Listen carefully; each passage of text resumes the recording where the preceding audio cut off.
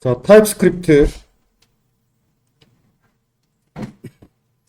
그, 타입스크립트긴 한데, 리액트에서 타입스크립트 문법은 타입 선언하는 거 말고는 뭐 그렇게 많이 사용하지 않아요. 타입 선언하는 거 정도만 알면 돼요. 타입스크립트 문법이 굉장히 많은데, 객실지향 문법이나 뭐 기타 등등. 그런데 뭐 아직 초급, 중급 정도에서는 타입만 선언할 줄 알면 돼요.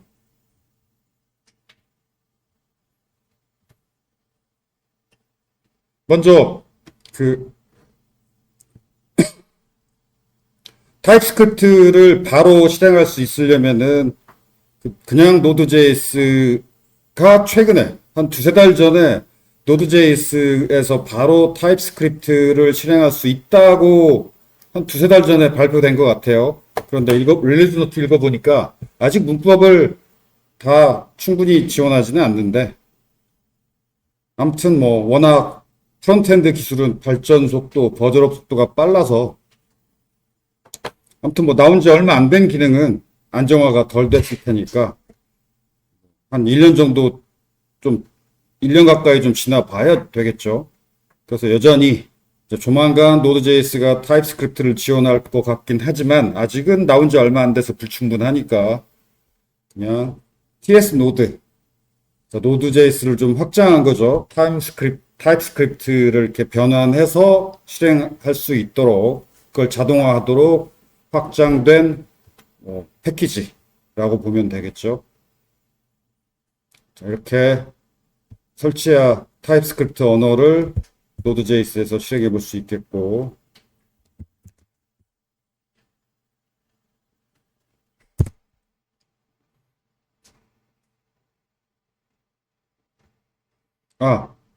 그냥 타입스크립트는 트랜스파일러. 자바스크립트로 변환해주는 트랜스파일러가 타입스크립트 패키지고, TS 노드는 실행. 트랜스파일 안 하고도 실행을 도와주는 패키지가 TS 노드. 근데 조만간 TS 노드가 필요 없어질 것 같다는 얘기예요. 노드.js가 타입스크립트 바로 실행하는 걸 지원하기 시작했대요. 자, TS 노드 버전을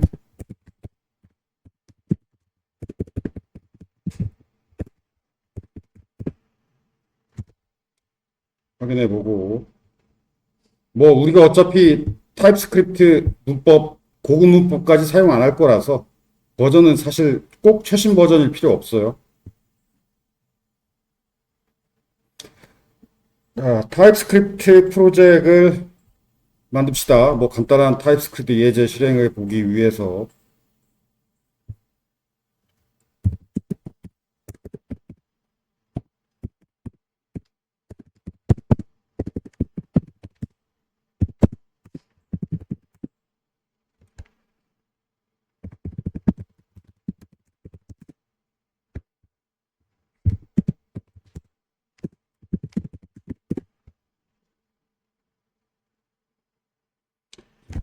적당한 디렉토리 만들고 그 디렉토리를 비주얼 스튜디오 코드에서 이렇게 열고,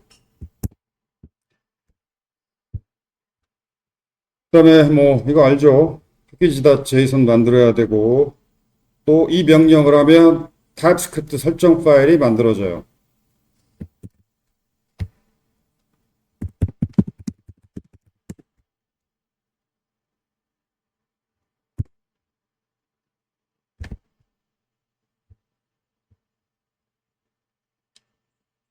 그 다음에 뭐 ESLint 설정 파일 만드는 거 알죠?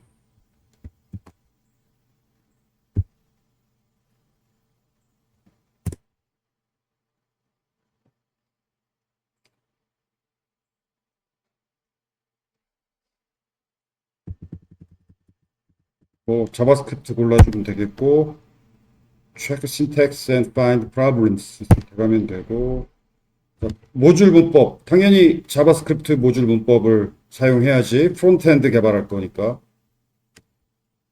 칸먼.js 문법은 그 노드.js 백엔드 만들 때나 사용하고, 사실 노드.js 백엔드 만들 때도 자바스크립트 모듈 문법이 좋아요. 근데 옛날에 자바스크립트 모듈 문법이 없었을 때 자바스크립트 ES6 버전업 되기 전에 노드.js가 나왔고, 노드.js에서 모듈 문법이 필요했어요. 그래서 노드.js 만들면서 칸먼.js라는 모듈 문법도 만든 거예요. 근데 이제는 자바스크립트 표준 모듈 문법이 나왔으니까, 프론트엔드 개발할 때뿐만이 아니라 백엔드 개발할 때도 이제는 자바스크립트 표준 모듈 문법을 사용하는 게 맞는데, 그 많은 사람들이 왜 그걸 그렇게 하는지 이유는 안 따지고, 그냥 교재를 봐도 그렇고, 예제 코드를 봐도 그렇고, 백엔드 개발하는 사람 코드는 다 칸먼.js 문법이더라. 그럼 이유는 모르겠고, 그럼 나도 백엔드 개발할 때는 칸먼.js 문법. 그렇게, 레밍이 한 마리가 물에 떨어져 죽으면 줄줄이 따라가서 다 떨어져 죽는다고 하죠. 사람들도 그런 경향이 있어요. 왜 그렇게 하는지 이유는 모르겠고, 그냥 나도 따라 할래. 그런 바보가 되면 안 되겠지. 아무튼, 여전히 칸먼.js 문법으로 노드.js 백엔드 개발하는 건, 그냥 무조건 이유도 모르고 뒤따라가는 레밍 같은 짓이야. 아무튼, 당연히 자바스크립트 표준 모듈 문법. 아직은 우리 리액트 개발 안 할 거니까, none of this. 지금은 타입스크립트 문법만 확인해 볼 거예요. 타입스크립트 사용할 거냐? yes. 타입스크립트 코드만 노드에서 실행해 볼 거니까 브라우저가 아니라 노드. 컨피그레이션 파일을 어떤 문법으로 만들래? 이건 상관없어요. 그냥 자바스크립트. yes. 패키지 매니저. 이 강의에서는 그냥 npm 사용할 거예요.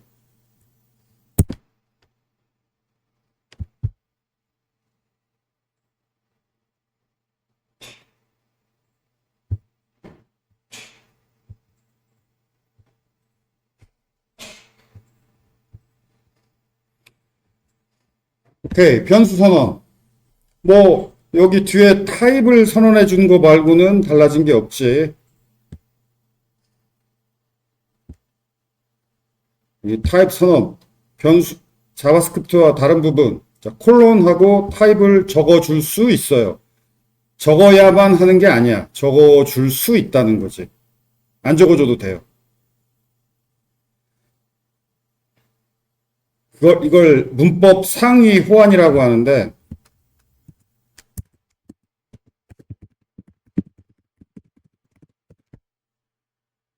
이 호환된다는 말이 자바스크립트 문법도 밸리드하다라는 얘기죠.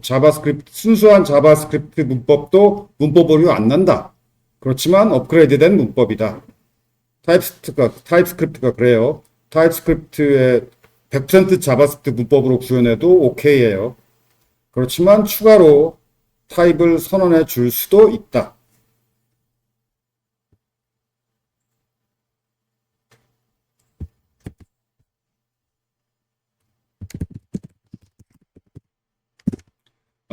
타입스크립트 소스 코드 파일은 당연히 확장자가 ts여야 하고, ts 노드는 프렌스 파일 없이 이렇게 바로 실행할 수 있게 해줘요.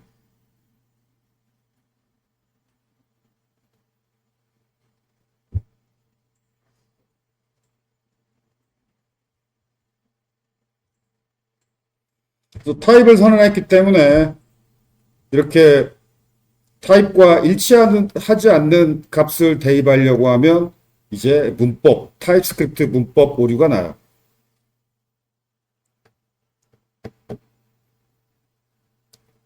트랜스파일 단계에서 문법 오류가 발생해요. 그래서 뭔가 실수를 막을 수 있다는 측면에서 바람직하죠.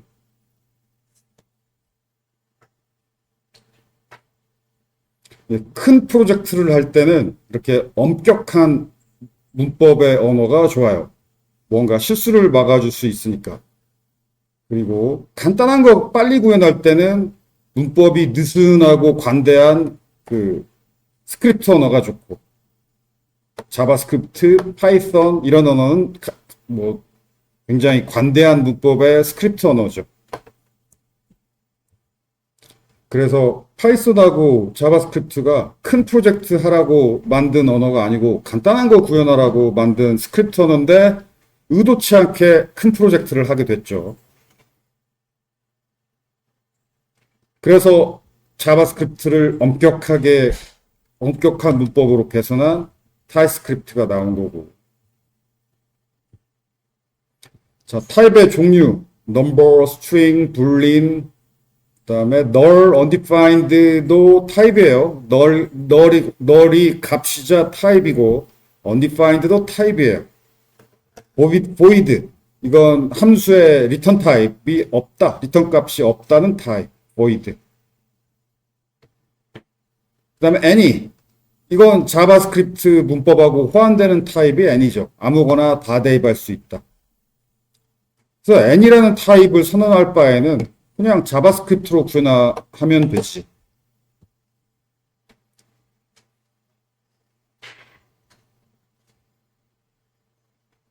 그래서 가급적 any 타입을 사용하지 않는 것이, 그러니까 any 타입을 여기저기 많이 사용할 거라면 굳이 타입스크립트를 사용할 이유가 없죠. 타입스크립트를 사용할 거라면 가급적 any 타입을 사용하지 말아야지.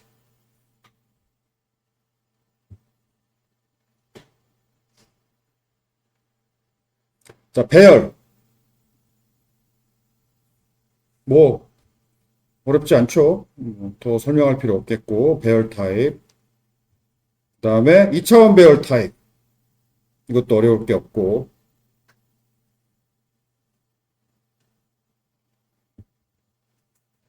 어차피 배열의 크기는 자바스크립트나 타입스크립트나 저절로 증가하고 줄어들고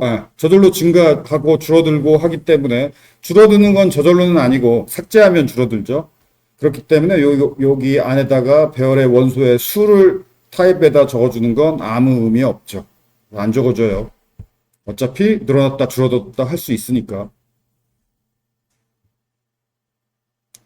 근데 자바는 적어주죠. 왜냐하면 배열의 크기가 고정되니까.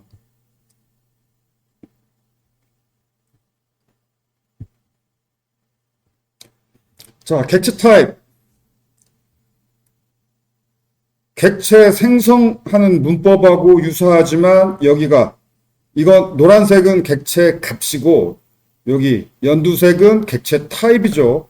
그러니까 값을 적어주는 부분에다가 타입을 적어주는 거예요.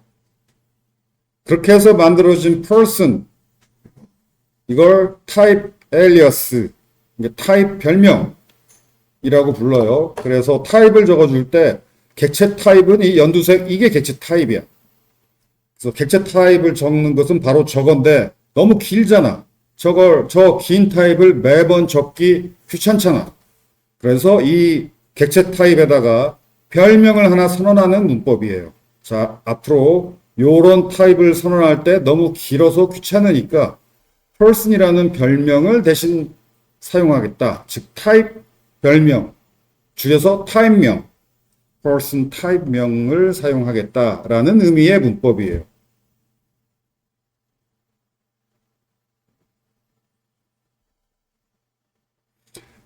그래서 타입의 이름을 선언할 때 타입스크립트 인터페이스라는 문법이 있어요. 자바스크립트 인터페이스 문법하고 거의 같아.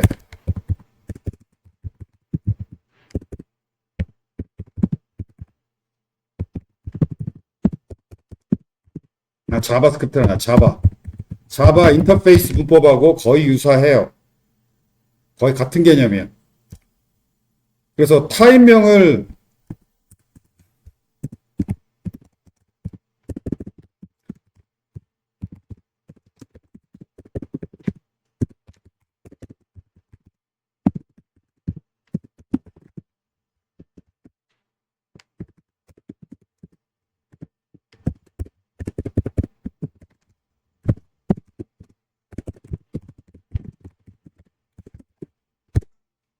자, 타입스크립트 타입 선언을 할 때, 타입명을 선언할 때, 타입 에일리어스 문법을 사용해도 좋고, 타입스크립트 그 인터페이스 문법을 사용해도 좋아요.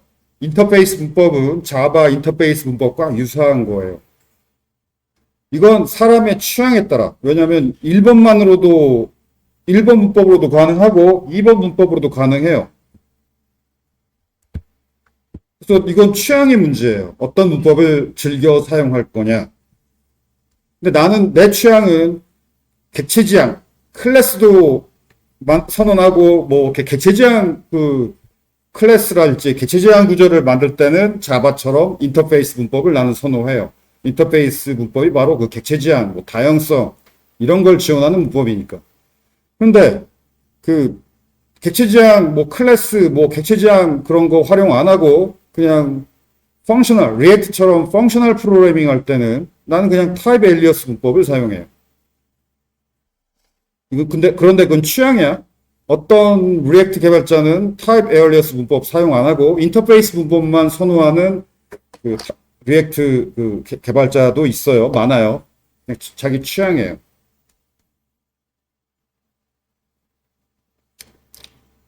아무튼 나는 이 강의에서는 인터페이스 문법 사용 안 하고 타입 에일리어스 문법을 사용할 거라는 거. 왜냐면 난 객체 지향이 아닌 곳에다가 인터페이스 문법을 사용하는 게 좀 약간 좀 이상하다고 생각이, 크게 이상한 건 아닌데 뭐 안 될 이유는 없지만 그냥 그래요. 아무튼 그래서 이 연두색 타입의 별명으로 퍼슨이라는 타입명을 별명 즉 에일리어스를 선언을 했고, 자, 그 다음부터 이렇게 P1 변수의 타입을 선언할 때 요걸 써줘도 되지만 길어서 귀찮으니까 person이라는 별명만, 이름만 대신 사용하는 게 편하죠. 그 다음에 타입스크립트의 이 객체 타입은 꽤 엄격해요. 그래서 속성의 타입뿐만이 아니라 속성의 개수도 일치해야 돼요. 이것처럼 하나가 없어도 안 되고 이것처럼 하나가 더 있어도 안 돼요. 이건 타입 에러야.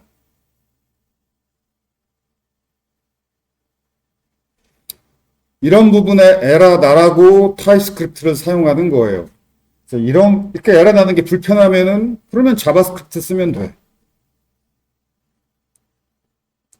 그래서 이런 뭔가 삐끗 하나라도 실수하면 에러 나라고 타입스크립트를 사용하는 거고, 그래서 초보 입장에서는 이런저런 타입 에러가 나니까 좀 짜증이 날 텐데 대형 프로젝트를 해야 되는 중고수 입장에서는 그런 사소한 실수에 에러가 나는 게 더 대형 프로젝트 개발하기 할 때의 그 필요한 안정성 측면에서 바람직해요. 그러다 보니까 여러분은 아직 초급인데도 그런 타입스크립트에 엄격한 에러가 나는 그런 부분이 조금 초급 때 좀 힘들죠. 그렇지만 뭐 극복해야 되는 주제고.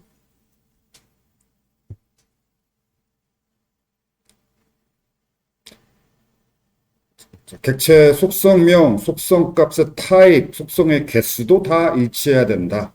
엄격하다라는 거.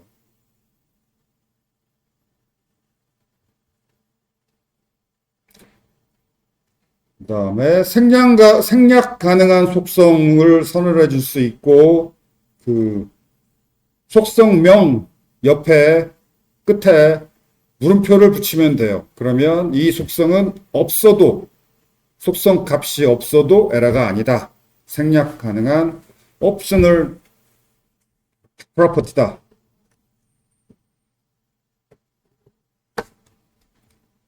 자, 그러면 이건 이제 에러가 아니에요. age 생략해도 좋고 이메일 생략해도 좋으니까. 이 물음표는 타입에 붙이는 거죠. 타입 선언할 때 속성명 뒤에 물음표를 붙이면 그 속성은 값을 생략해도 된다. 그 다음에 read only 속성을 또 선언할 수 있어요. read only 값을 못 바꾼다. 한 번 만든 다음에는 못 바꾼다. 그래서 콘스트하고 같은 거야. 콘스트하고 같은데 콘스트는 변수에 붙이는 거고 이 콘스트 이건 변수죠. 변수일 때는 콘스트고 속성 이건 속성명 선언이지. 지금 이거 타입 선언이죠.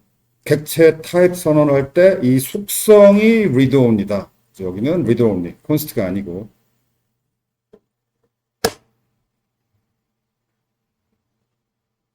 뭐 어려울 게 없죠. 객체 배열 타입도 당연히 이거고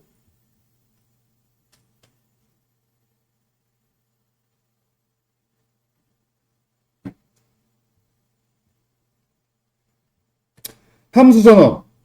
자, 파라메타 변수 타입 선언, 리턴 타입 선언. 그거 말고는 뭐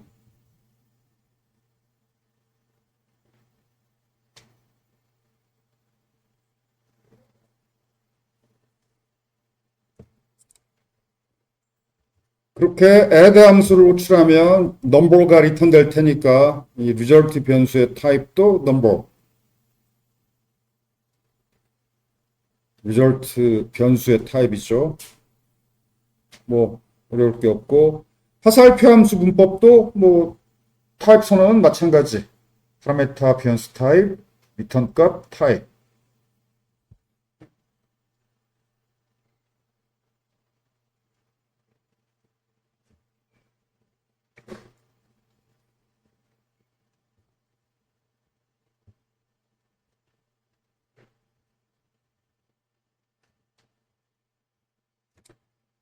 자, 역시 파라메타 개수도 엄격해요. 객체 그 속성의 개수도 정확히 일치해야 되지만 파라메타 값의 수도 정확히 일치해야 돼요. 자바스크립트하고는 다르지. 그래서 A, B, 넘버 두 개가 있다라고 선언했기 때문에 이렇게 호출하면 개수 불일치 에러. 이렇게 뭐 파라메타 변수든 개체 속성이든 일치해야 돼요. 이런 엄격함.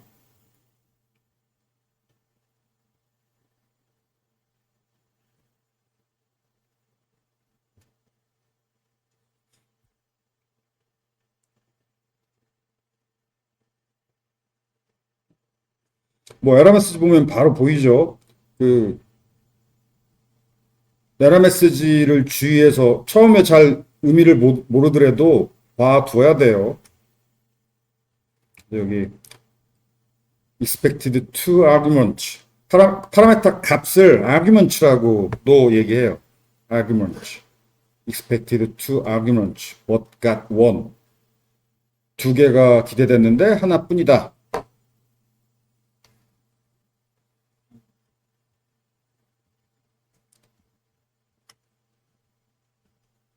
argument for P was not provided.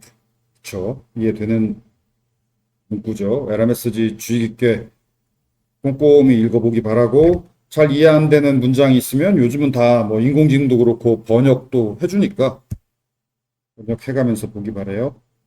자, 생략 가능한 파라미터 선언 가능한데 역시 파라미터 변수 타입 선언 할 때 물음표를 이름 뒤에 붙여주면 돼요. 속성명 선언할 때랑 똑같이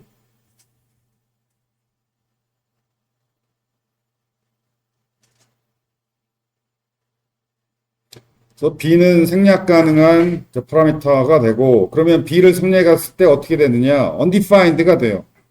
그래서 보통 이렇게 생략 가능한 파라미터일 경우에 뭐 여러 가지 방법이 있지만 이 방법을 쓰는 것도 하나의 방법이고 이건 이 레이지 이밸류에이션 문법이죠.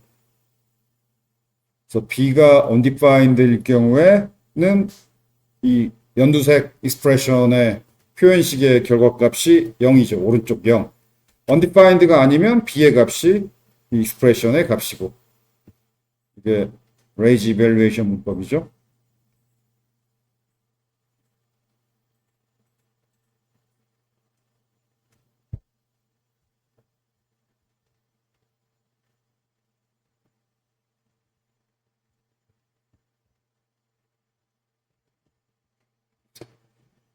자, 파라메타 값이 객체인 경우, 자, 프린트, 파라메타 변수, person, 자, 타입도 person. 자, 그런데 거의 이렇게, 프론트엔드 개발자들이 거의 이렇게 구현 안 해요. 다들 이렇게 구현해요.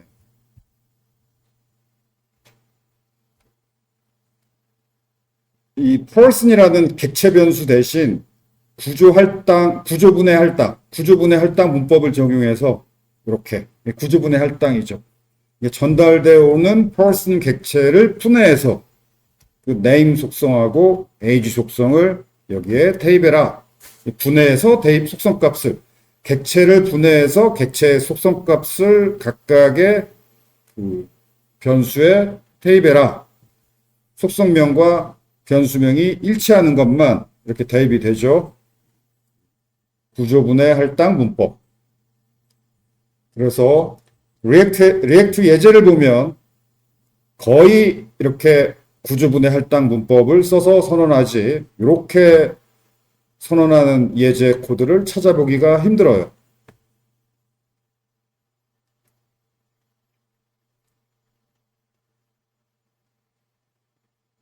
뿐만 아니라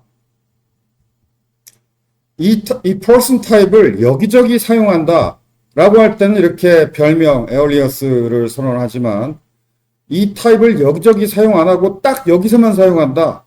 그러면 굳이 귀찮게 왜 별명을 만들어? 한 번만 사용할 건데. 그러면 이렇게 해요, 다들. 그래서 연두색은 그 타입이고 객체 타입 선언, 노란색은 파라메타 변수 선언인데 구조분해 할당 문법을 활용한 파라메타 변수 선언. 그래서 연두색 타입의 객체가 파라메타 값으로 전달돼야 되고 연두색 타입의 객체, 그 객체가 분해돼서 노란색 name, age, 노란색 변수들의 그 객체가 분해돼서 노란색 변수에 대입이 돼요. 그래서 이런 리액트 예제, 이런 문법 구조의 예제 코드가 매우 많아요.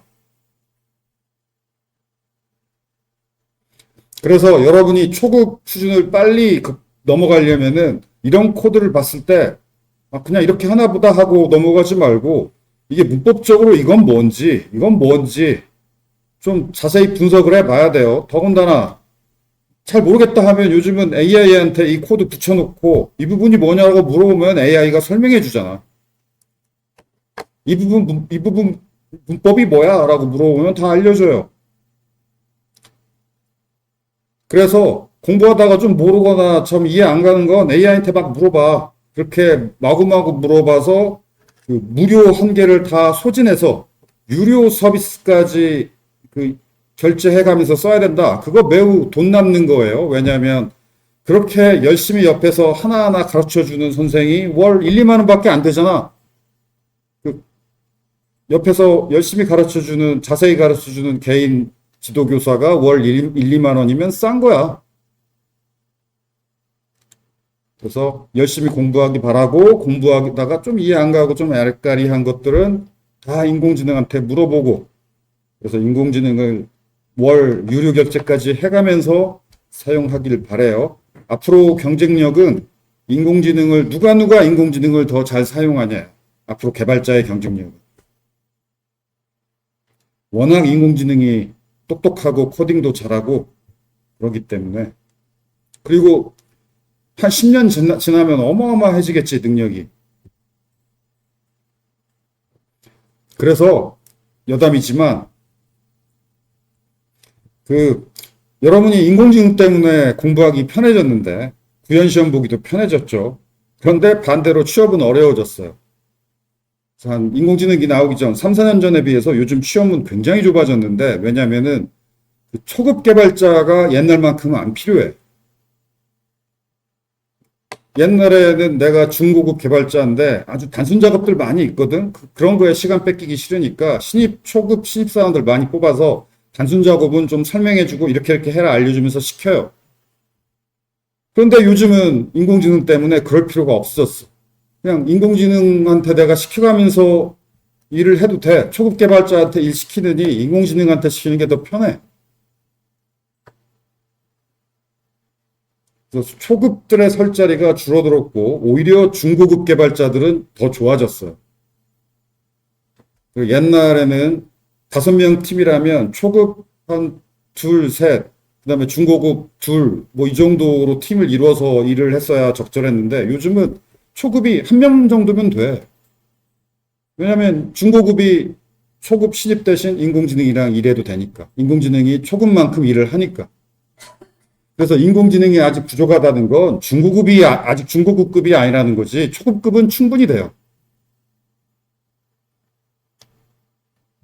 그래서 여러분이 인공지능을 열심히 이용해 가면서 한 인공지능 없던 시절 선배들보다 공부하기 편해졌어. 공부하다가 막히는 거 물으면 막히는 거 인공지능한테 물어보면 되니까. 그렇게 해서 옛날 3, 4년 선배들보다 더 많이 공부해야 돼요. 그래서 지금 신입 공채 눈높이가 올라갔어요. 옛날이면 충분히 취업 가능한 실력인데도 요즘은 잘 안 돼요. 눈높이가 올라갔어. 요약. 인공지능을 열심히 이용할 정도로 공부 열심히, 인공지능 유료가 필요할 정도로 열심히 인공지능 사용해서 공부해야 된다는 얘기예요. 오케이. 자, 잡담은 여기까지고 되돌아와서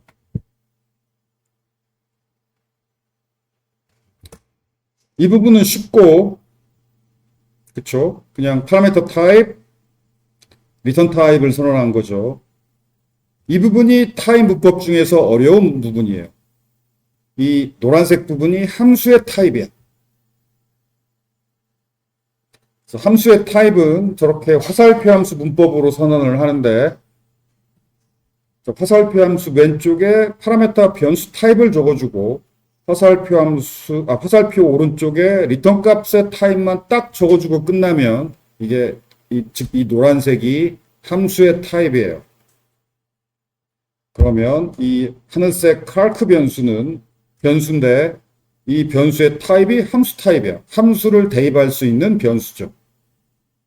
자바스크립트는 변수에다가 함수를 대입할 수 있죠.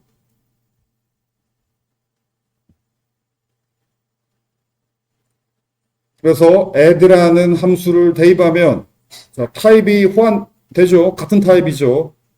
타입이 같죠. 그래서 이거 대입되고 이렇게 add 함수 호출되죠. 또 multiply 함수도 대입할 수 있고 왜냐하면 타입이 일치하니까. 자, 이렇게 함수의 타입도 선언할 수 있다라는 거. 이 문법은 초급 때는 필요하지 않지만 이제 중급, 고급 올라가면 필요해져요.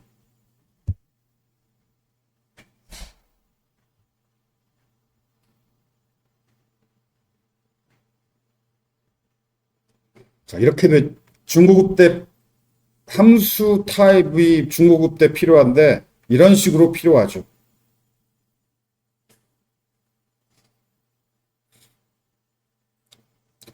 그러니까 타입스크립트니까 타입을 엄격하게 다 선언해야 되는데 그러려고 타입스크립트 사용하는 거죠. 그런데 어떤 훅을 보면 파라메타로 함수를 넘기는 훅이 있어요. 그리고 또 리턴 값으로 함수를 리턴하는 훅도 있지. 당장 useState가 그렇지.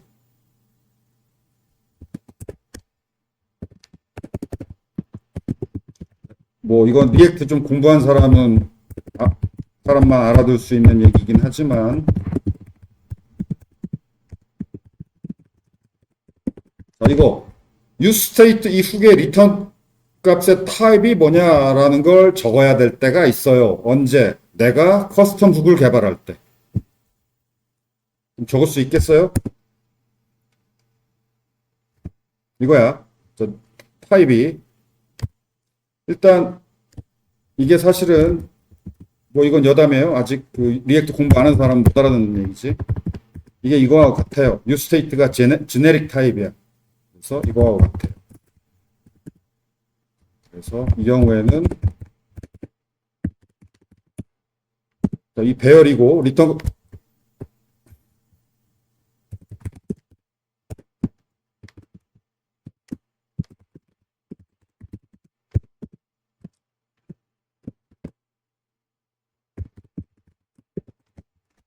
그냥 지네릭 무시하고 넘버만 취급하는 유스테이트라고 가정합시다. 아직 여러분 지네릭 문법 모르니까. 그러면 유스테이트 함수가 넘버만 취급한다라고 하면 파라미터 타입은 넘버고 리턴 값 타입은 배열인데 이 배열의 첫 번째 원소는 넘버겠죠. 두 번째 원소가 함수죠. 그 함수는 파라미터 타입이 넘버고 리턴 값은 void지. 자, 이게 useState 함수의 타입 선언을 하자면 이래요. 근데 단 지네릭이 아니고 넘버만 취급하는 useState라면. 근데 지네릭 문법이니까 훨씬 더 어려워지지. 그리고 사실 함수 타입이 이것보다 더 복잡해요. 그래서 커스텀 훅을 개발해야 되고 커스텀 훅의 타입도 타입스크립트 문법으로 타입 선언해야 된다면 갑자기 매우 매우 어려워져요. 그래서 일단 여러분은 이 정도 문법은 이해하기 바라고 테스트라는 함수의 파라메타가 칼크인데 이 파라메타의 타입은 함수다. 함수를 파라메타로 받는 파라메타 값으로 함수를 받는 이렇게 add 함수가 파라메타로 넘겨갔죠. 그런 테스트 함수다. 이 정도는 아직 여러분도 어느 정도 이해할 수 있겠죠?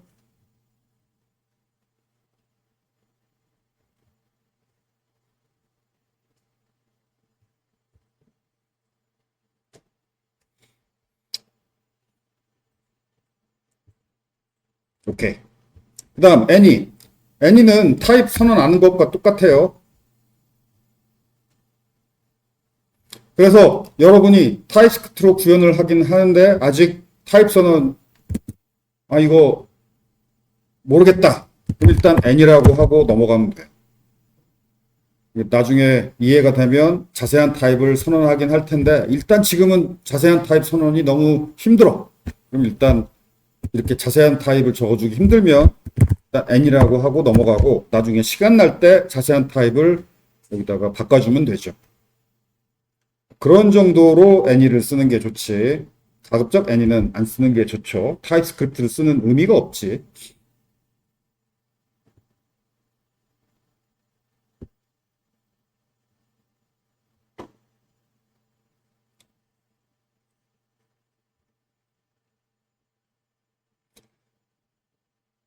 자, 5월 타입. 그래서 자바하고 다른 점인데 자바는 스트링 타입의 변수에 널을 대입해도 되죠. 왜냐하면 자바에서 널은 그 하나의 타입이 아니야. 그런데 타입스크립트에서 널은 값이자 타입이에요. 널이 타입이라서 스트링 타입하고 널 타입하고 달라. 그래서 S1 변수는 스트링 타입이라고 해놓고 왜 널 타입의 값을 대입하냐? 타입 불일치 에러가 나는 거예요.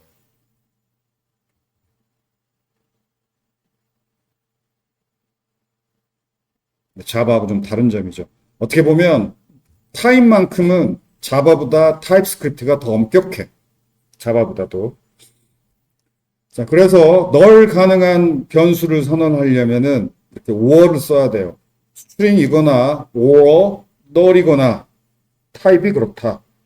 여기서 널은 타입이에요. 여기서 널은 값이고 이건 값이고 이건 타입.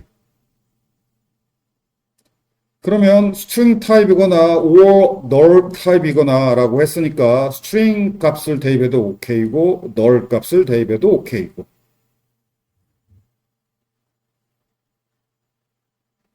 자, 이건 초급 예제에도 필요한 문법이에요. 초급 예제에도 null이 등장하니까. 그냥 null을 대입할 수 있으려면 그냥 스트링 타입이다 이렇게 선언하면 에러가 나고 null을 대입할 수 있으려면은 string or null 이렇게 해야 된다라는 거.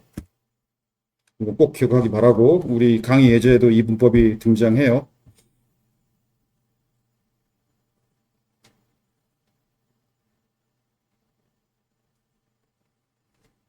마찬가지로 객체 or 널.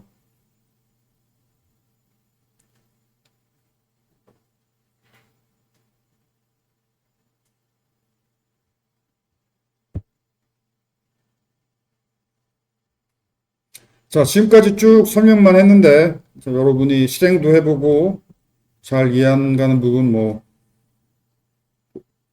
강의 노트 좀 읽어보고, 그렇게 실습을 합시다.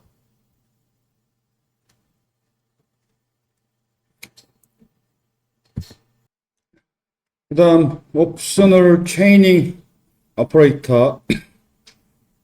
이게, 이 변수가, 지금 P 변수의 타입이 person 객체 or 널이죠.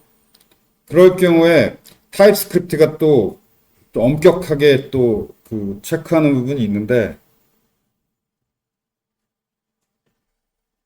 엄격하게 체크하는 게 아니라 그냥 p.name 하면 만약에 p 값이 널일 경우에 p.name에서 에러가 나죠. 이거 기억이 안 난다. 테스트 해봅시다.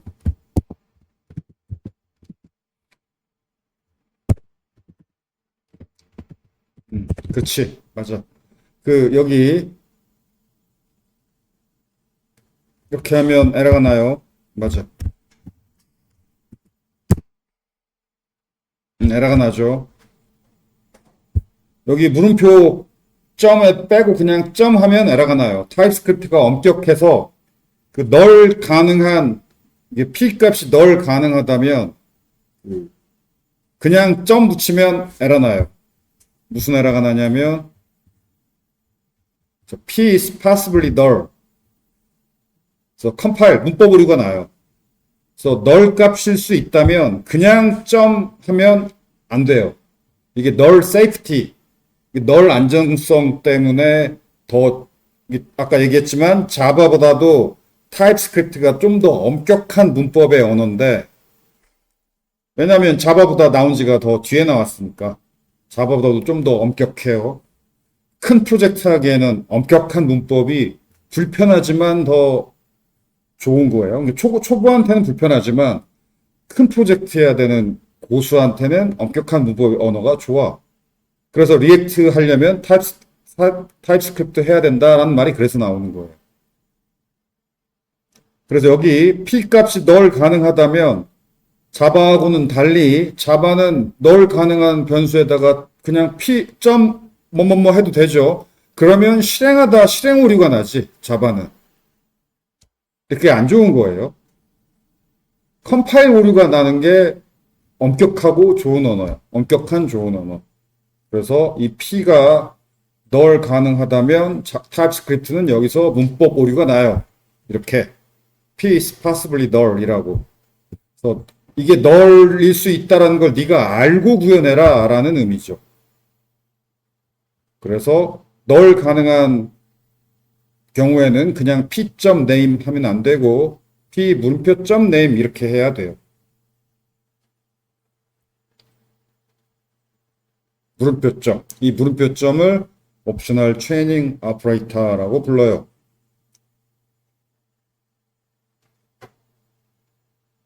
자, 실행해 봅시다. 어떻게 되는지. 일단 물음표점을 하면 문법 오류는 해결이 되고 물음표점으로, 그 다음에 다시 실행을 하면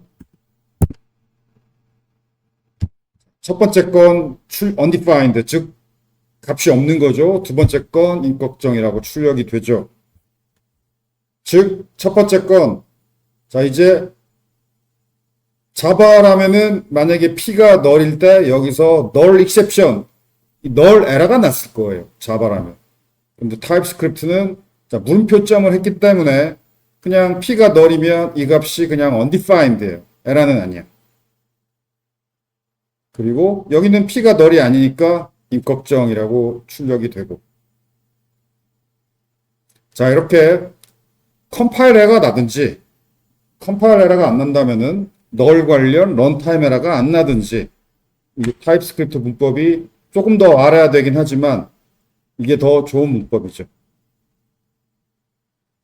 이 부분 그러니까 자바 언어의 단점이라고 여겨지는 게 그 널 안정성,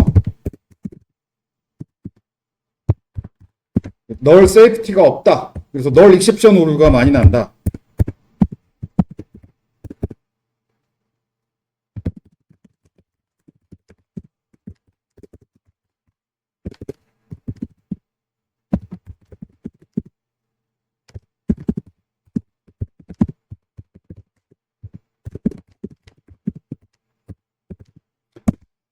널 세이프티 개념이 없어서 자바. 그래서 널 익셉션, 런타임 에러가 자주 발생한다는 게 자바 언어의 단점으로 지적되는 부분이고, 자바 다음에 나온 코틀린 같은 언어, 그 다음에 타입스크립트 그렇고 그 문제를 해결을 했죠. 자, 타입스크립트는 어떻게 해결했냐면 지금 이 부분이에요. 그래서 널이 타입이야 아예. 그래서 이게 이렇게 선언하면 P1 값은 절대 널이 아니다라는 타입을 선언한 거고, 이렇게 선언하면 P2 값은 널일 수 있다라고 타입으로 선언하는 거죠. 그 다음에 그렇다면 널일 수 있다면 그냥 점 하면 안 되고 문표점을 써줘야 되고, 즉 개발자가 이게 널일 수 있다는 걸 인식하면서 구현해라 인 거고, 만약에 P가 널일 경우 이건 런타임 에러가 발생하는 게 아니라 이 값이 그냥 undefined, 없는 거죠.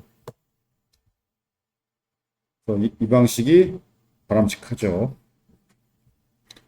왜 바람직하냐면, 자, 이제 구현할 때 이렇게 구현할 수 있게 돼요. 만약에 이름을 출력해야 된다면, 이게 널일 수 있다면, or 이렇게 구현하면 되죠. 그러면, 자, 이제 널 익셉션은, 널 에러는 안 나죠. 만약에 P가 널이다, 널이 아니다. 그러면 P.name이 출력이 되고, 리액트에서. P가 널이다. 그럼 널 익셉션 에러가 나는 게 아니라 이 부분이 undefined니까 대신 이게 출력되는 거죠. 훨씬 바람직하죠. 간결하고.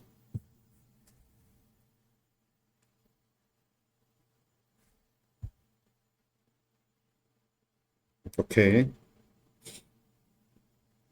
이거와 이 문법과 관련된 예제가 또 나올 테니까 그때 다시 한번 리액트 예제로 얘기를 할게요. 넘어갑시다.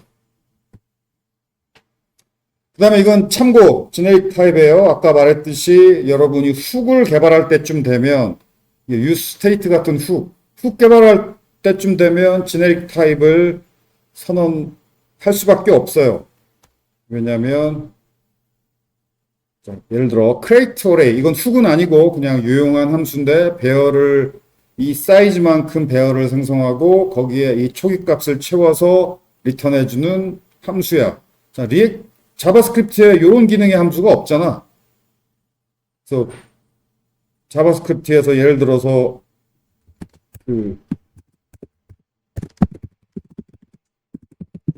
크기가 100이고 뭐 0을 채운다. 그럼 이렇게 구현해야죠. 좀 귀찮죠. 그런데 이렇게 저런 걸 만들면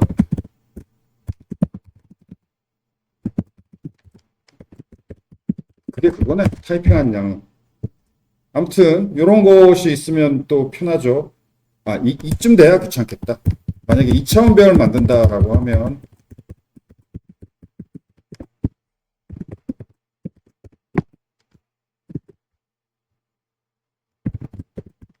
이렇게 구현해야 되는데 이 부분이 타입할 양이 많아서 문제가 아니고 이 부분이 외우기가 쉽지 않지. 근데 이런 게 있으면 외우기도 쉽고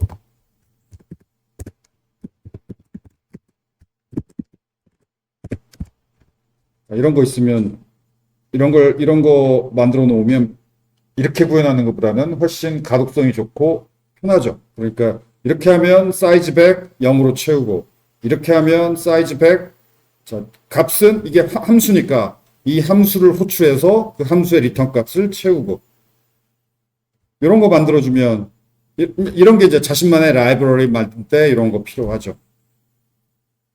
그러면 여기 이 초기 값이 숫자일 수도 있고 스트링일 수도 있고 함수일 수도 있다는 거죠. 자, 이렇게 파라메터 값이 숫자일 수도 있고 넘버일 수도 있고 함수일 수도 있고 자, 커스텀 훅 개발할 때 이런 거 많아요. 그때 뭐일 수도 있고 뭐일 수도 있다. 자, 그게 그런 경우 구현하려면 제너릭 타입을 선언해야죠. 관심 있는 학생은 읽어보세요. 지금 설명은 자세히 안 할게요. 그래도 뭐 자세히 적어놨으니까 읽어보기 바라고, 우리 그냥 참고 삼아 적어놨을 뿐 우리 강의에서는 이 문법이 필요할 만큼의 진도는 안 나가요.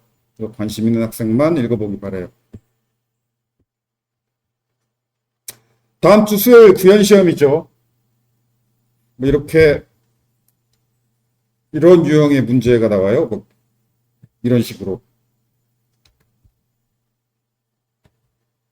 꼭 이런 유형의 문제만 나온다는 건 아니고 이런 유형의 문제도 나와요.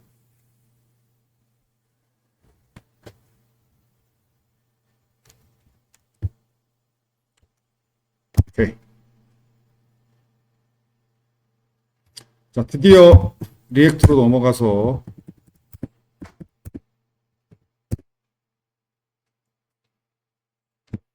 첫 프로젝트 만들기.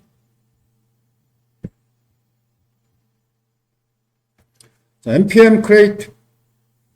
그다음 지난 학기까지는 그 리액트 만드는 그 방법이 요 명령으로 지난 학기까지 리액트 앱을 만들었고, 이게 가장 오래된 옛날부터 리액트 초급 시절, 초급 이게 리액트가 나오자마자 뭐 작년까지도 초급 대세였던 리액트 프로젝트 만드는 명령이었어요. 그런데 한 서너 달 전에 확인해 보니까 더 이상 이 create react 앱 명령 버전업을 안 하겠대. 사실상 중단된 프로젝트죠. 그러면 이제 쓰지 말아야 된다는 얘기고. 자, 그렇다면 요 명령 다음으로 또 두 번째로 널리 쓰이는 리액트 프로젝트 만드는 명령이 이거야. npm create byte. 이게 프론트엔드는 워낙 버전업이 빨라서 이런 일들이 다른 분야보다 빈번하게 종종 일어나요. 그러니까 얼마 전까지 대세 명령이었던 게 더 이상 이제 대세가 아니고 중단된다. 뭐 이런 일들이 일어나요. 그래서 여러분이 이런 분야는 책이나 인강 들을 때도 이런 거 신경 써야 되는데, 일단 책이나 인강을 봤더니 프로젝트 만드는 명령이 이거였다 라고 한다면 조금 옛날 아주 최신 책이나 최신 인강은 아닌 거지. 오케이.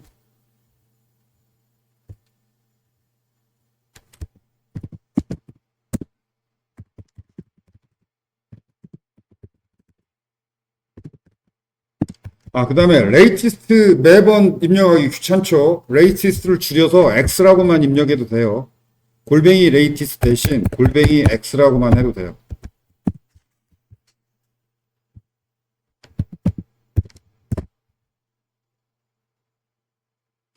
뭐 최신 이 바이트 명령 latest 버전이 7.1.1인데 다운 받을 거냐? 뭐 예스죠. 그다음에 프레임워크, 리액트고, 그다음 타입스크립트.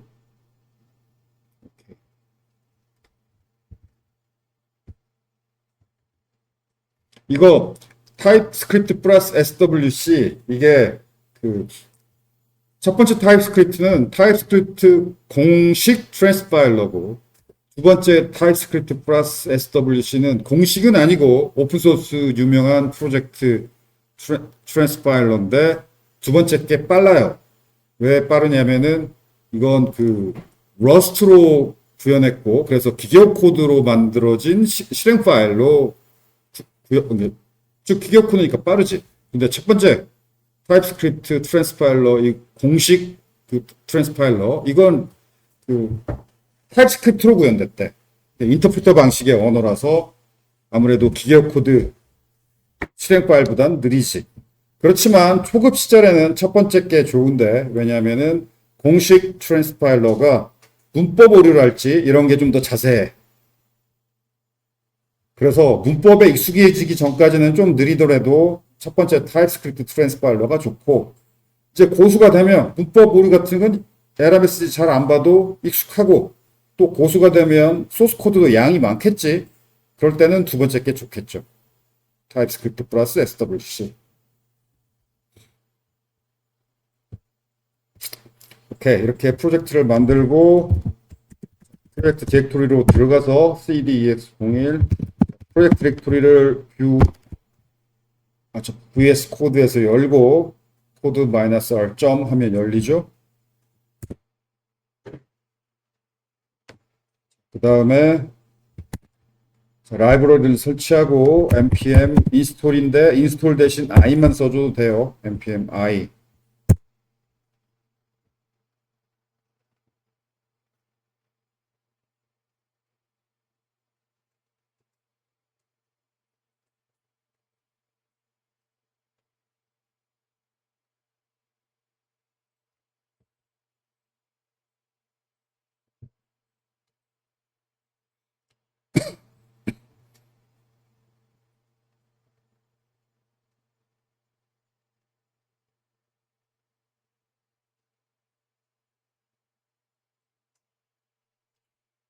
그 다음에 실행 npm run dev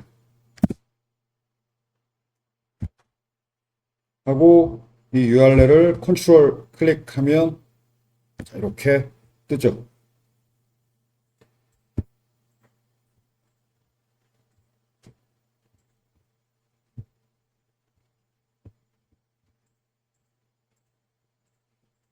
자, 이렇게 만들어진 예제 코드들을 좀 살펴보자면 가장 먼저 자, 이렇게 지금 이게 실행됐는데 이 실행된 이 소스 코드들이 어떻게 구성됐느냐, 소스 코드 파일 구성을 좀 살펴보자면 첫 번째, 이게 웹페이지니까 이 웹페이지에 해당하는 그 페이지가 있어야 되는데 그 페이지가 index.html이에요. 이게 웹페이지예요. 싱글 페이지 앱. 프론트엔드 앱은 싱글 페이지 앱이죠. 이 싱글 페이지, 이 하나의 웹페이지에서 다 돌아가요, 이제. index.html. 그래서 여기 div id root 요 div 태그 안에서 프론트엔드 앱이 요 안에서 다 돌아가요. 렌더링도 요 안에서 이 안에 렌더링이 된다는 얘기고, 그 다음에 시작 소스 코드는 이거죠. main.tsx.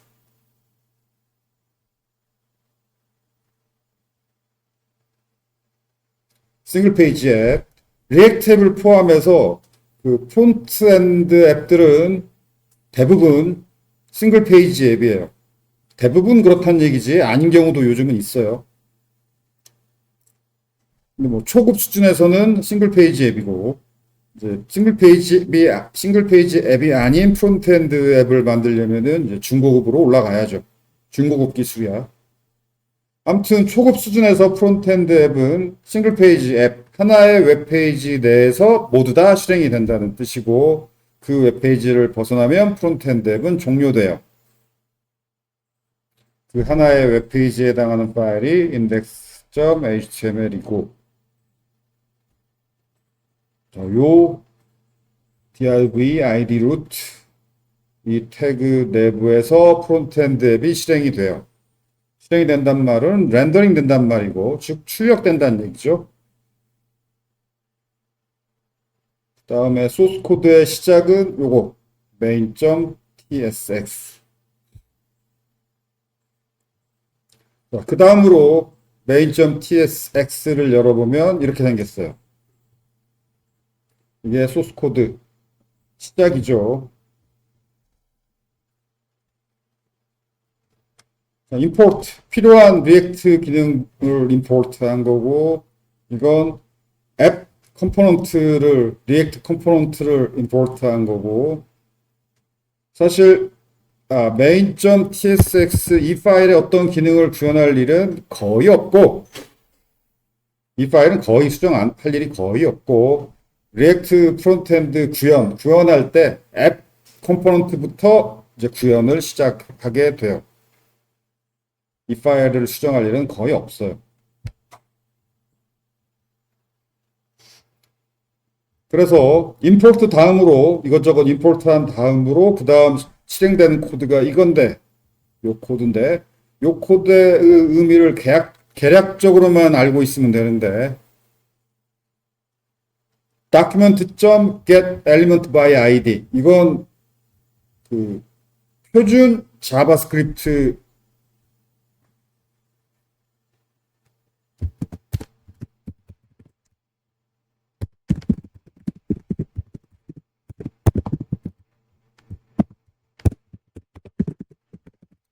HTML5 표준 자바 코드예요. 요 document.getElementById 이 부분만큼은 리액트 기능이 아니야.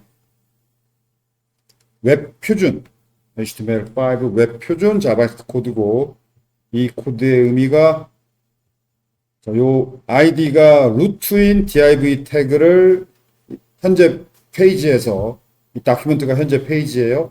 현재 웹 페이지에서 get element 태그를 찾아라. id로 루트라는 id의 태그를 찾아라 하면 이게 찾아지겠죠. 이 태그를 찾은 다음에 create root 그 태그를 루트 태그로 만들어서 그 루트 태그 안에다가 렌더링 해라. more 렌더링 앱 컴포넌트를 렌더링 해라. 출력해라. 라는 코드예요.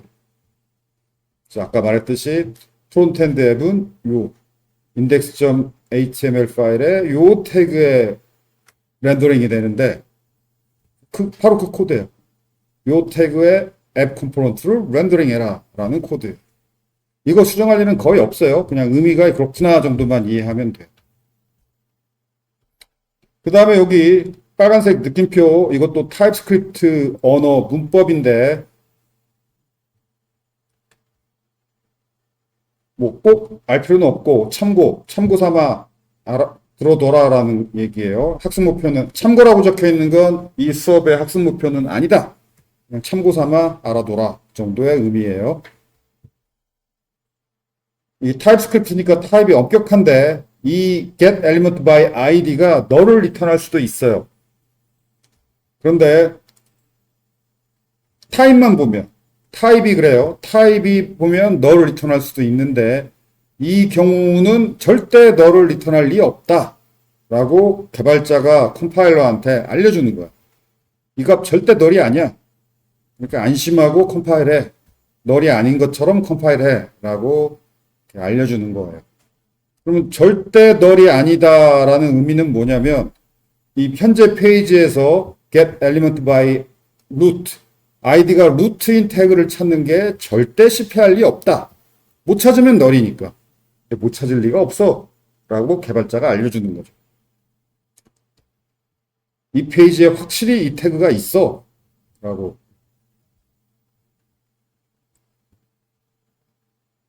그러니까 이거 널일 수가 있는데? 라고 컴파일 에러 내지 말아라. 이거 널 아니야. 라고 알려주는 거예요.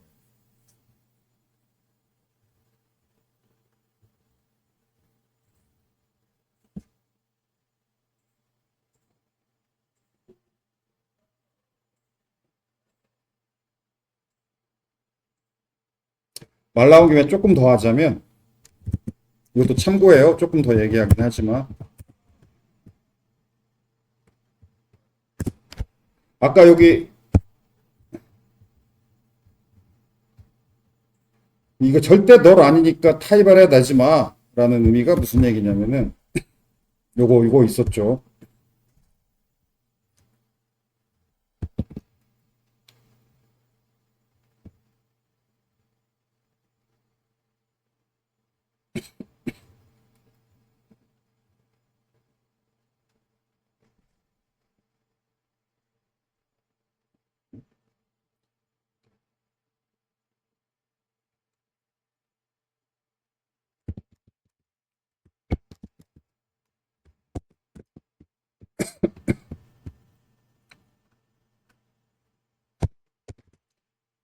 자, 여기 물음표점도 되지만 느낌표점도 돼요. 물음표점을 해도 되고 느낌표점을 해도 돼요. 그러면 느낌표점은 무슨 뜻이냐면 아까 말했듯이 이 P가 절대 널 아니니까 이거 널일 수 있다고 컴파일러라 내지 말라고 컴파일러한테 알려주는 거죠. 그러면 여기 물음표든 느낌표든 있어야 돼. 없으면 이렇게 빨간색 이거 P is possibly null이라고 컴파일 에러가 나죠. null일 수 있다라고. 왜냐면 여기 create person 이 함수의 리턴 값이 person or null이니까 null일 수 있다는 타입을 보면 null일 수 있다라고 되어 있으니까 실제로 어떤 경우는 null을 리턴하죠. 그리고 null일 수 있네. 그러면 너 점 못 써라고 컴파일 에러가 나는 거. 그러면 물음표점을 하던가 아니면 느낌표점을 하던가 해야 돼요. 그럼 물음표점과 느낌표점의 차이는 뭐냐? 물음표점이면 일단 컴파일 에러 안 나요. 그런데 실행 에러도 안 나요.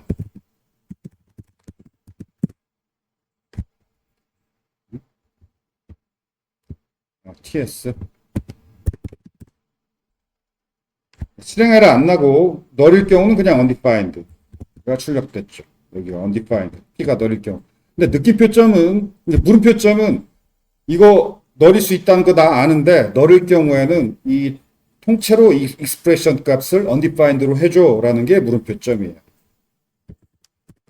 그 다음에 느낌표점은 아니야 이거 절대 널 아니야 라고 걱정하지 마 이거 절대 널 아니야 이거예요. 그러면 실행하면 널 에러가 나죠. 널일 경우는 에러가 나죠. 자, 이건 널이기 때문에 나는 에러예요. Cannot read properties of null.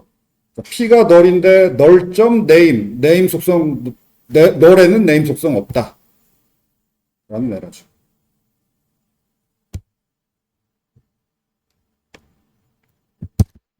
오케이. 그래서 안전성 측면에서는 물음표보다는 느낌표보다는 물음표가 낫지.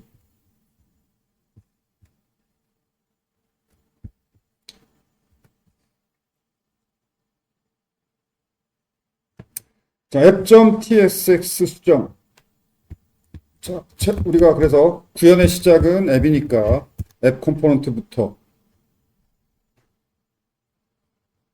자, 앱 컴포넌트를 최초로 이렇게 간단하게 안녕하세요 리액트 이렇게 바꿔봅시다.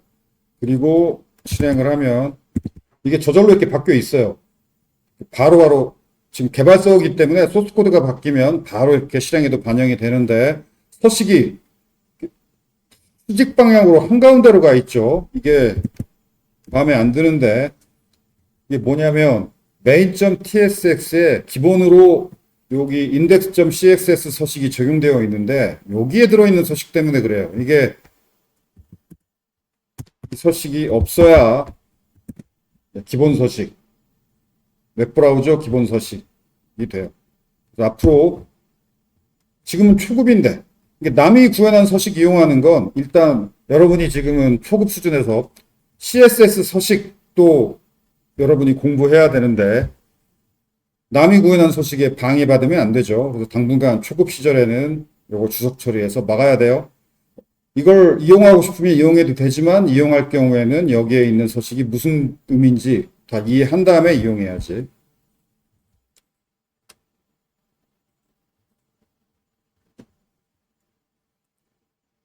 그 서식 부분도 예를 들어서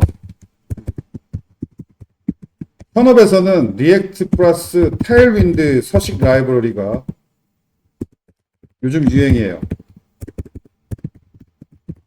자, 그런데 여러분이 그 절대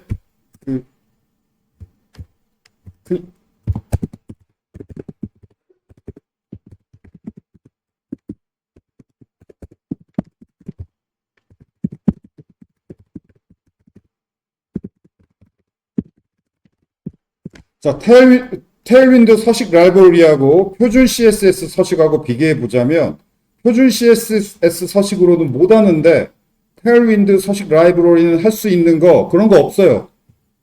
그냥 표준 CSS 서식 이용해서 할 수 있는 것보다 이게 편하니까 현업 개발자들이 리액트 플러스 테일윈드 서식 라이브러리를 많이 이용하는 거죠. 자, 그런데 절대 여러분이 이거 무시하면 안 되는데, 여러분이 취업할 때 테일윈드 서식 라이브러리는 몰라도 아는 게 좋지만 모른다고 해서 큰 결격 사유는 아니야.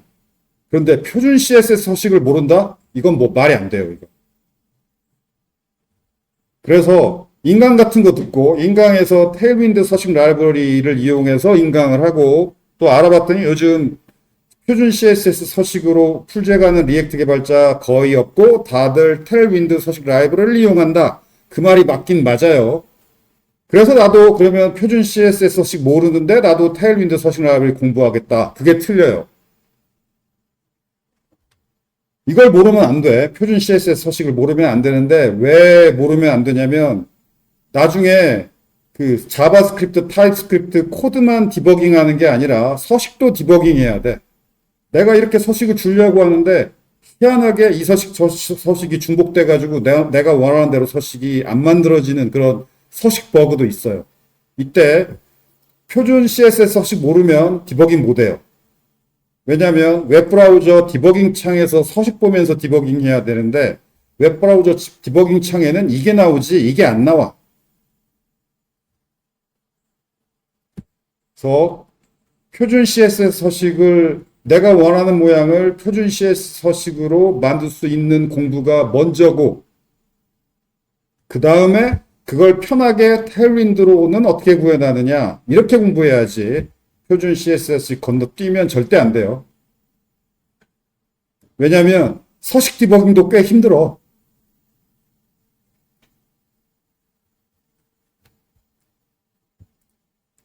오케이.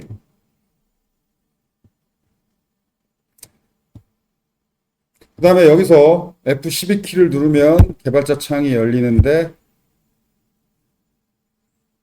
여기 이렇게 소스 코드에 여기 콘솔.로그 메시지 출력 이게 있죠. 이게 어디에 출력되냐면 웹브라우저 개발자 창. F12키를 누르면 웹브라우저 개발자 창이 열리는데, 여기에 콘솔 탭에 로그 메시지가 출력이 되고, 이 로그 메시지 출력을 보면서 디버깅을 하는 거죠. 그러면 이게 언제 출력되느냐? 앱 함수가 호출될 때 출력되죠. 그러면 앱 함수가 언제 호출되느냐? 렌더링 될 때 호출되죠. 즉 렌더링 될 때 출력돼요.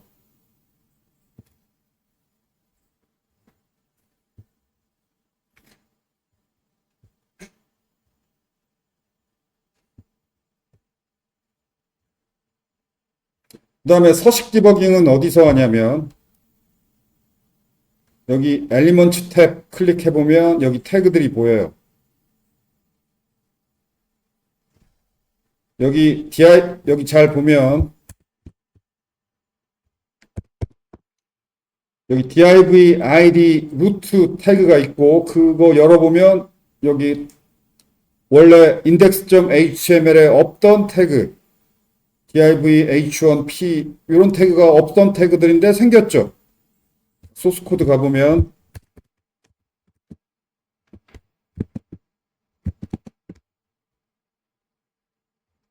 여기 div id 루트, 이 div id 루트 div 태그 여기 비어 있잖아. 비어 있었는데 index.html, 근데 실행할 때 웹브라우저 개발자 창에 엘리먼트 탭 열어보면 안 비어 있죠. 자, 이게 렌더링 된 거예요. 그럼 뭐가 렌더링 됐냐면,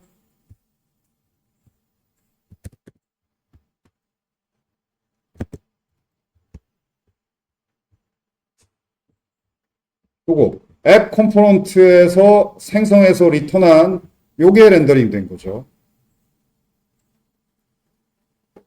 요거. 여기 div h1p 태그가 여기 이렇게 렌더링 됐어요.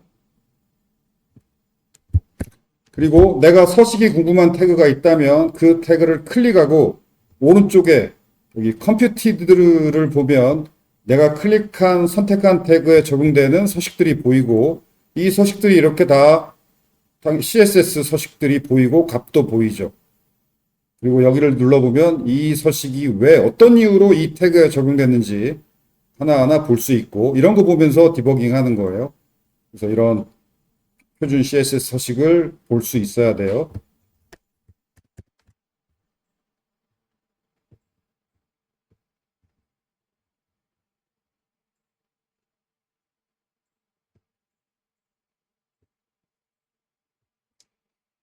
오케이.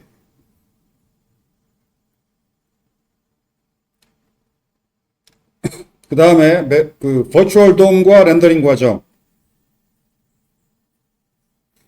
좀 어려운 얘기지만 잘 들어두기 바라고. 렌더링이란 말이 화면을 그리는 걸 말하는데 그 과정이 조금 복잡해요.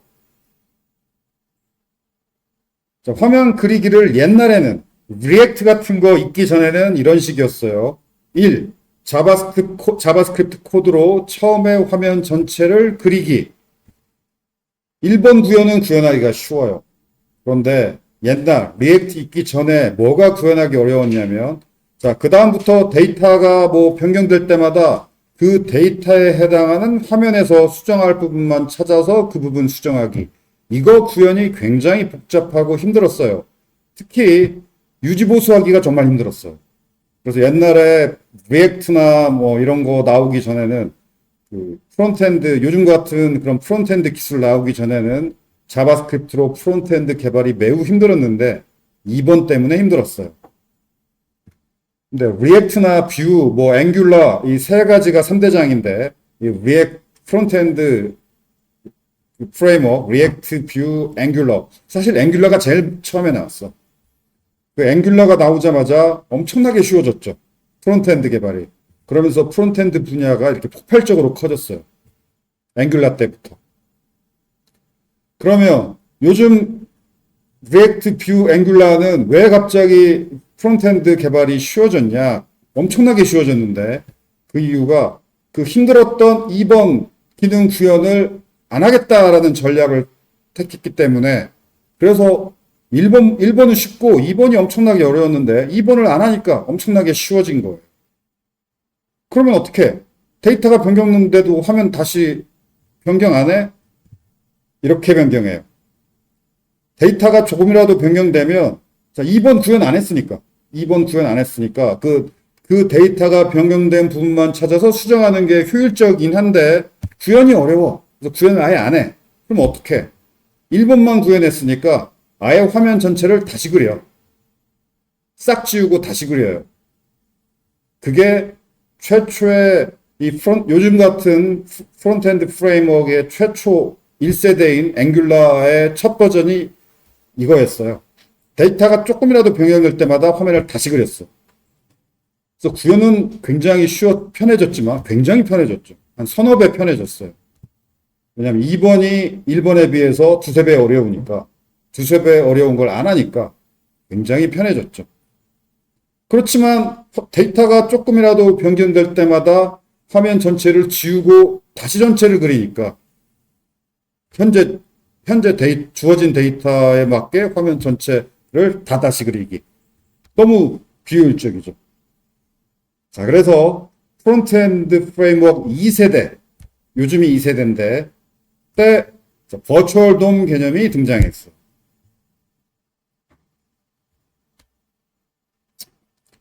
여러분이 초급 때는 이 자세한 내용까지는 몰라도 좋지만 중고급 되려고 한다면 이 내부 메커니즘을 이해해야 돼요. 자, 그래서 버추얼 돔, 버추얼이란 말은 가짜란 뜻이에요. 가상의, 가짜의 그런 의미야. 버추얼 돔이 아닌 실제 돔, 액추얼 돔이 있고 액추얼 돔, 실제 돔. 웹브라우저 내부의 HTML 태그 객체를 돔이라고 옛날부터 불렀어요. 이게 실제 돔 객체였고 버추얼 돔은 프론트엔드 프레임워크에서 나온 가짜 돔이죠. 자, 이 액추얼 돔은 많은 기능이 구현되어 있어서 무겁고 느려요. 특히 그 CSS 서식 적용 부분이 매우 느리다고 해요. 복잡하고 느리고. 그래서 웹페이지 전체의 액추얼 돔 객체를 다 다시 생성하고 그리는 것은 너무너무 느리고 비효율적이에요. 자, 그래서 그 비효율을 해결하려고 프론트엔드 프레임워크 2세대부터 버추얼 돔 개념이 등장했는데, 자, 버추얼 돔은 뭐냐면 액추얼 돔을 흉내내서 만든 평범한 자바스크립트 객체고, 액추얼 돔과는 달리 별 기능이 없고 가벼운, 기능이 없으니까 가볍고 빠르지. 비록 자바스크립트로 구현했지만 뭐 별다른 기능이 없는 간단한 가벼운 객체예요.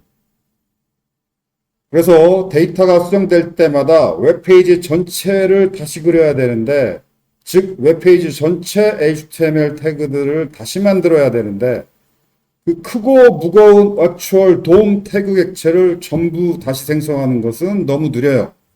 그렇지만 웹페이지 전체의 태그에 해당하는 그 태그들을 버추얼 돔 태그 객체를 전부 다시 생성하는 것은 이건 가볍고 빨라요.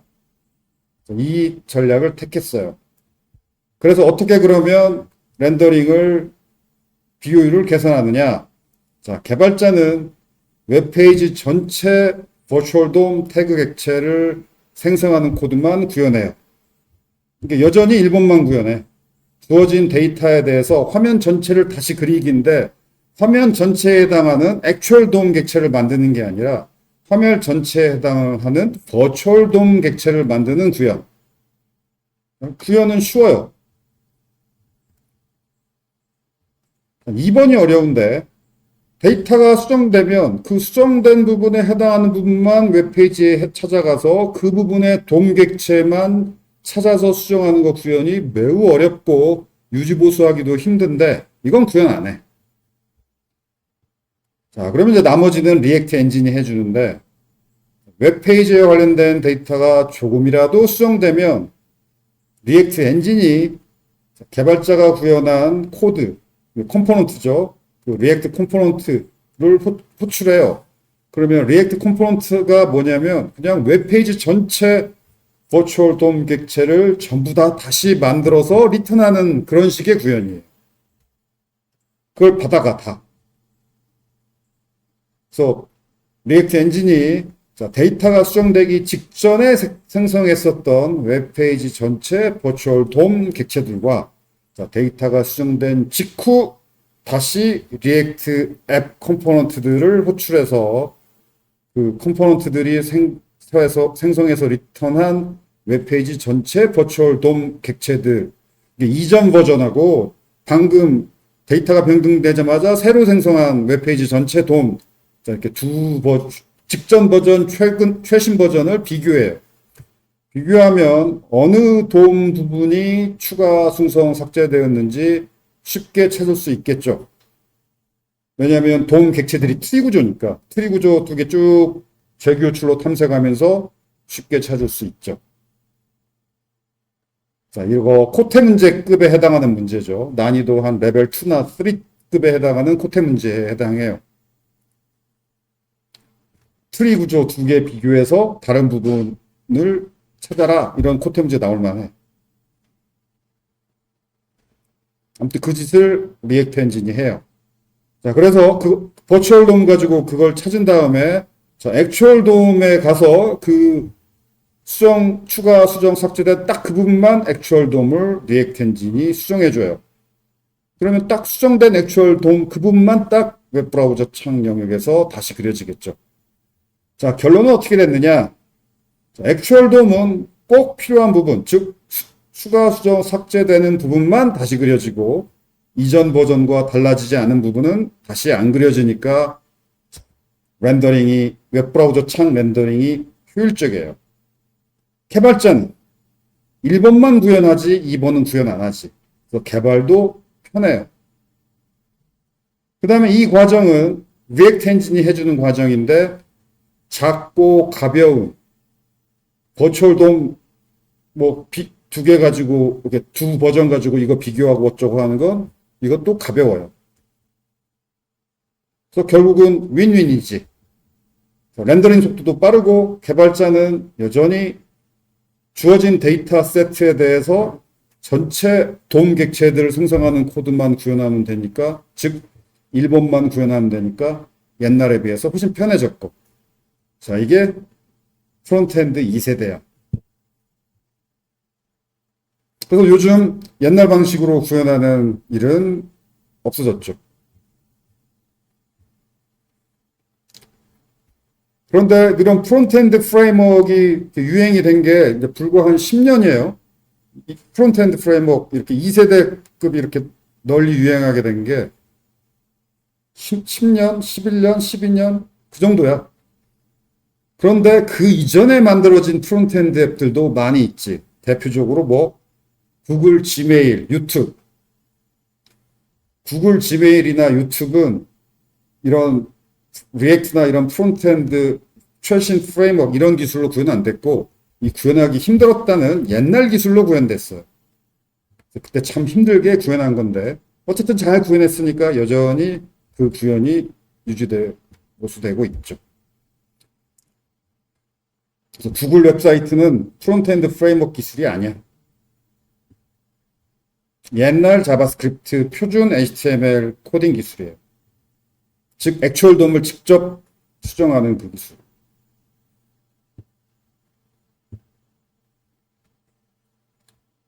자, 앞의 말을 이해했다면 여러분이 구현해야 되는 리액트 컴포넌트가 이제 뭔지, 여러분이 뭘 구현해야 되는지 이해할 수 있겠죠? 여러분이 구현해야 되는 리액트 컴포넌트는 자신이 각각 컴포넌트마다 각각 담당하는 웹페이지 영역이 있어요. 그 영역에 해당하는 버추얼 돔 태그 객체들을 그냥 다 생성해서 리턴하는 자바스크립트 함수고, 이걸 여러분이 구현해야 돼요.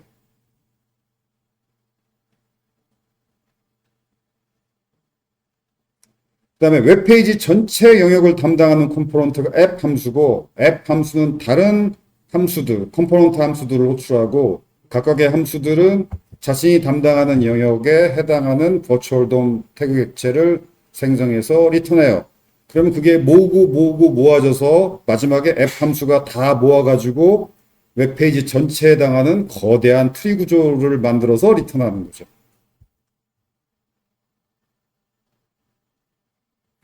그래서 옛날에는 리액트 클래스형 컴포넌트를 구현했는데 요즘은 함수형 컴포넌트를 구현하죠. 그래서 함수형 프로그래밍을 해야 되기 때문에 고수가 되면 함수형 프로그래밍이 쉬워. 그래서 넘어간 거야. 그래서 정말 복잡하고 어려운 거 구현할 때는 함수형 프로그래밍을 해요. 그래서 빅데이터도 함수형 프로그래밍이야. 그래서 고수한테는 함수형 프로그래밍이 좋아. 근데 여러분 수준에서는 생소하고 어렵죠. 객체 지향이 좀 더 익숙하지.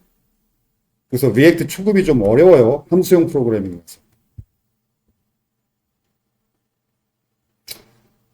자, 나머지 렌더링 요 얘기는 방금 한 얘기를 좀 더 자세히 비유를 들어서 적어 놨어요. 특히 요 부분, 과정 비유. 성당 건축의 비유에서 설명을 적어 놨어요. 자, 이 부분은 여러분이 읽어보세요. 이 부분을 읽어봐서, 아, 내부에서 저런 구조로 돌아가는구나를 이해해야, 그리고 소스 코드를 읽고 이해해야 좀 더 깊이 있는 이해가 가능해요. 이렇게 좀 깊이 있게 이해를 해야 나중에 고급 기능 구현할 때 실수 안 하고 잘 구현할 수 있어요. 그래서 아직 초급 때 이 정도까지 다 자세히 이해할 필요는 없긴 한데, 중고급으로 넘어가고 싶은 욕심이 있다면 이 내용을, 요 렌더링 과정, 요 내용을 잘 이해하기 바래요. 자, 직접 읽어보기 바라고 11시 5분까지 쉽시다. 자, 그 렌더링 과정 비유, 뭐 어려운 얘기가 아니라서 잘 이해가 되죠. 자, 여러분이 명심해야 되는 거, 여러분이 구현해야 되는 게 요거예요. 여러분이 구현해야 되는 컴포넌트가 뭘 하는 함수형 컴포넌트니까 함수인데, 뭘 해야 되는 코드를 구현하는 거냐면, 그 스티로폼 모형, 실제 그 성당 돌이 아니고 모형이야, 모형. 돌은 정말 무겁고 거대하죠. 근데 그게 아니고 작고 가벼운 모형. 그렇지만 전체 성당 모형을 다 다시 만든 모형. 그걸 만들어서 리턴하는 그런 컴포넌트들을 1번 구현해야 돼요. 그 스티로폼 모형에 해당하는 게 바로 버추얼 돔.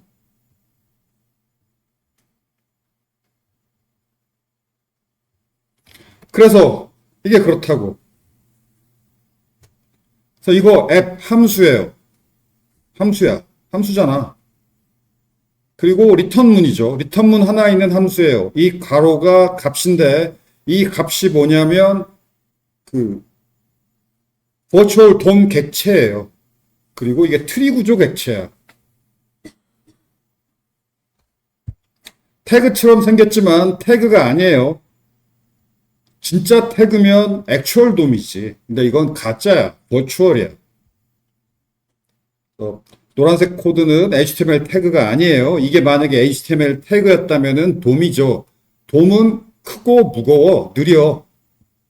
근데 이 노란색은 버추얼 돔 객체를 생성하는 JSX 문법 소스 코드고, 버추얼 돔 객체를 생성하는 코드를 지금 HTML 태그처럼 유사한 형태로 구현할 수 있도록 자바스크립트 문법을 확장한 것이 JSX 문법이에요.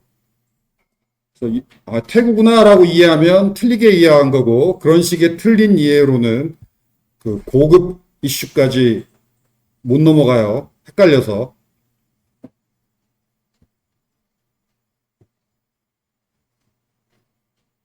자, 위 구현에서 빨간색 가루가 필수인데, 요즘도 필수인가? 워낙 버전업이 빨라서, 자, 제거해 봅시다. 내가 이거 초급 공부할 때는 필수였는데, 요즘은 아니네. 야, 맞다. 안 그려지죠? 에러가 없나? 뭔가 에러가 있는지, 이게 화면이 안 그려질 때는, 여기 이 웹브라우저 창에는 에러 메시지 출력이 안 돼요. 어지간하면. 개발자 창에 출력이 돼요. F11키 눌러서 개발자 창 열고 콘솔을 보면, 여기도 별 에러가 출력이 안 됐네. 새로 고침해봐도 여기도 아무것도 없고, 여기도 뭐 로그 메시지 출력밖에 없죠. 그러면 에러는 아닌데 안 그려져요. 왜? 괄호가 빠져서. 괄호를 다시 살려 놓으면,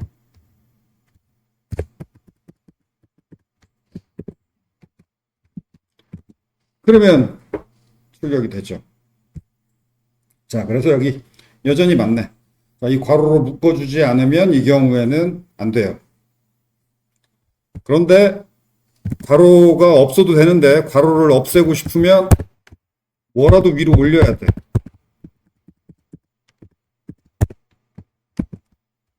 자, 이건 오케이. 오케이죠. 새로 고침해도 오케이. 즉, 리턴 다음에 바로 엔터를 치면은 이게 리턴 값이라는 걸 인식 못 해요. 그냥 바로 이거 하나로 그냥 리턴해 버려. 그러니까 이거는 무시돼요. 리턴이 안 돼. 그래서 다음으로 뭐가 이어진다라는 힌트를 남겨놔야 되는데 그 힌트가 얘가 이렇게 올라와도 좋고 그럼 뭔가 안 끝난 것 같잖아. 그리고 얘를 내릴 거라면 왜 내리고 싶냐면 인덴테이션 맞추고 싶으니까. 그러면 괄호라도 남겨놔야 돼요. 자, 이렇게 왜 괄호를 묶어야 되는지 여러분이 고급 개발자가 되고 싶으면 왜 괄호를 빼면 안 되고 왜 괄호를 넣으면 되고 이런 거 궁금해 해야 돼요. 그냥 그 공부는 해도 고급 이슈까지 즉 하나를 가르치면 열을 한다. 그러려면은 왜 묶어줘야 되지? 이런 걸 궁금해 해야 하나를 알면 하나를 가르쳐주면 열을 안다. 뭐 그렇게 돼요. 그런 사람들이 고급 개발자로 올라가요. 아무나 고급 기술까지 올라가는 거 아니야. 모든 걸 궁금해해요. 왜 그런지. 책이나 강의에서 이유까지 다 알려주지는 않아. 왜냐하면 그런 것까지 알려주면 할 얘기가 너무 많아. 근데 스스로 여러분은 궁금해해야 돼. 왜? 안 묶어주면 왜 안 되지? 이런 거. 그리고 그런 걸 요즘은 인공지능한테 물어보면 되잖아. 어지간하면 인공지능이 잘 알려줄 거예요. 자, 아무튼 노란색 부분은 HTML 태그가 아니고 아래 트리 구조의 객체, 트리 구조 이거 하나하나가 자바스크립트 객체를 리턴하는 그 이런 객체를 생성해서 리턴하는 거고 그 생성된 객체는 버추얼 돔 객체예요. HTML 태그처럼 보이는 이유는 JSX 확장 문법이라서 그래요. 원래 자바스크립트 문법으로도 저런 트리 구조 객체를 생성해서 리턴할 수 있어요. 바로 이 코드가 그래요. 이 코드나 이 코드나 하는 일이 똑같아. 요런 트리 구조의 자바스크립트 객체를 만들어서 리턴하는 일을 해요. 얘도. 이게 루트 객체고 이 루트 객체 왼쪽 자식, 오른쪽 자식. 이게 왼쪽 자식 객체 생성, 오른쪽 자식 객체 생성. 그리고 이게 루트 객체 생성. 그래서 루트 객체를 리턴하면 이런 구조가 리턴된 거예요. 그러니까 요 태그의 자식은 요거 문자열이 자식이고 자식 하나. 그리고 요게 문자열도 하나의 객체야, 문자열. 텍스트 객체. 그다음에 얘도 이 버추얼 돔에서 문자열 텍스트 객체. 그리고 그 위에 H1P 엘리먼트 객체가 있는데 그게 여기 H1 객체 생기고 P 객체 생기고 H1 객체의 자식은 요거 하나. P 객체의 자식은 요거 하나. 요거죠. 그 다음에 또 크레이트 엘리먼트 또 div 객체 루트 객체 생기고 그거의 자식은 두 개. child 1, child 2. 그러면 이런 모양이 되죠. 자, 이렇게 트리 구조 만든 다음에 루트 객체 리턴. 그럼 이게 리턴 되는 거예요. 그런데 이렇게 구현하기 힘들잖아. 원래 내부에서 일어나는 일은 이거예요. 이런 일이 일어나. 그런데 이렇게 구현하기가 프로그래머가 힘들잖아. 그래서 그 리액트 개발자들이 프론트엔드 개발자들이 문법을 확장했어요. 이렇게 HTML 태그처럼 구현해 주면 이 코드가 트랜스파일 될 때 이런 자바스크립트 코드로 트랜스파일 돼서 실제 실행되는 코드는 이거예요.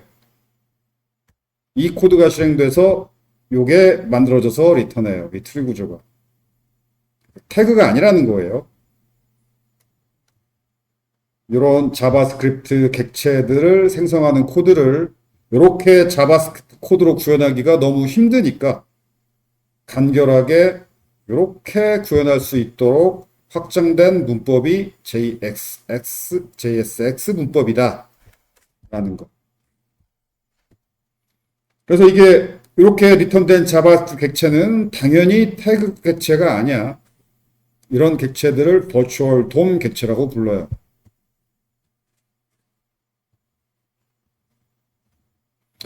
자, 앞으로 자바스크립트 문법으로 이렇게 버추얼 돔 태그 객체 생성하는 코드 구현할 일이 거의 없어요. 아무도 이렇게 구현 안 해. 왜냐하면 너무 힘들잖아. 이렇게 구현하면 되는데 이렇게 구현하는 건 너무 장황하고 힘들죠.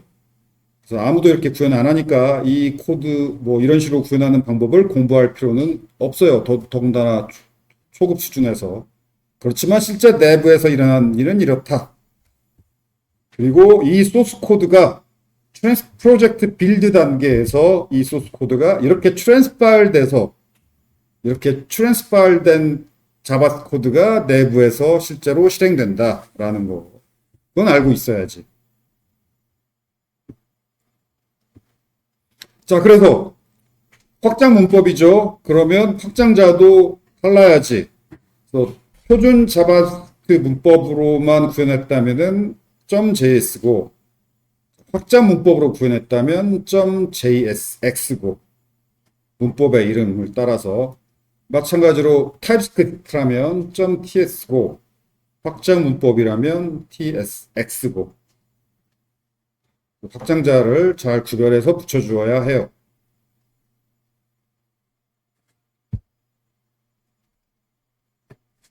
그래서 뭐뭐.jsx, 뭐뭐.tsx가 컴포넌트라서 그런 게 아니고 확장 문법을 써서 그런 거예요. 그래서 컴포넌트를 구현하더라도 이렇게 표준 문법으로만 구현하면은 그 확장 문법 그게 아니니까 확장자를 그냥 TS라고 해도 돼요. 확장자가 X를 붙은 이유는 확장 문법이 들어가서지 컴포넌트라서가 아니야.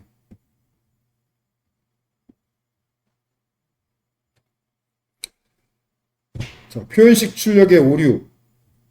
자, 이제 변수의 값도 출력하고 싶죠. 데이터는 대부분 변수에 있으니까. today 변수의 값을 출력하고 싶다면 이렇게 하면 출력이 안 돼요. 왜냐하면 확장 문법에서 이런 문자열은 다 텍스트야. 평범한 텍스트예요. 그래서 이렇게 출력이 돼요. today라고.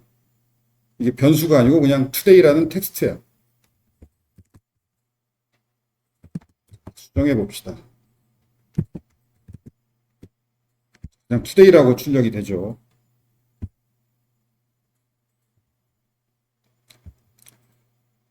JX 코드 부분에서 자바스크립트 어떤 표현식의 값을 출력하려면은 중괄호로 묶어 주어야 해요. today가 평범한 텍스트가 아니고 자바스크립트 코드라면, 표현식이라면, 변수라면 이렇게 중괄호로 묶어주면 돼요. 중괄호로 묶어주고 보면 그 today 변수의 값이 출력됐죠. 오늘 날짜.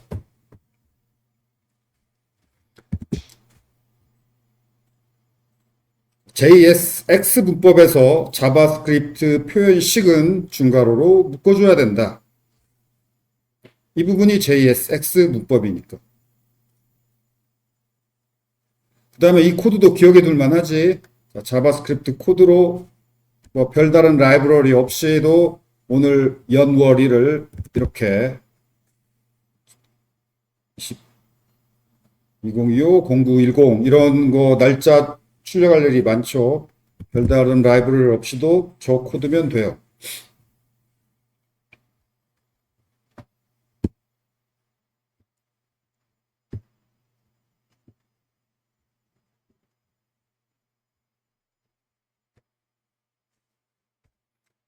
기억해 둘 만하고. 자, 이런 태그 모양이 등장한다면 여기서부터는 JSX 문법이야. 여기서부터. 그러면 JSX 문법이니까 이렇게 중괄호로 묶어줘야 된다. 안 묶어주면 평범한 텍스트다.